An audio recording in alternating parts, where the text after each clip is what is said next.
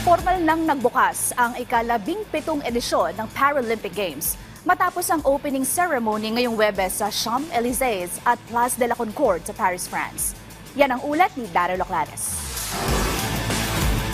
Nagtipon-tipon ang mga pinakamahusay na para-athlete sa buong mundo para sa opening ceremony ng 17th Paralympic Games ngayong Webes sa Champs-Élysées at Place de la Concorde sa Paris, France. Hindi nagpahuli ang mga delegado ng Pilipinas na ibabandera ang 6 na para-atleta. Kabilang dito sina Ernie Gawilan at Angel Otom sa para-swimming, Gerald Pete Mangliwan at Sandy Asusano sa para-athletics, Agustina Bantilok para sa para-archery at Aline Ganapin sa para-taekwondo. Suot ang kanilang ceremonial attire na nilikha ng multi-awarded fashion designer na si Dita Sandico.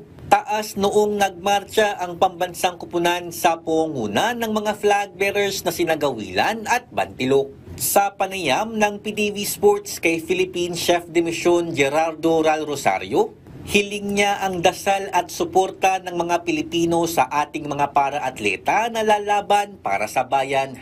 We would need everybody's prayers so that we can give our athletes the moral confidence and the moral boost to give it a 120% instead of just 100%. And that's what we need.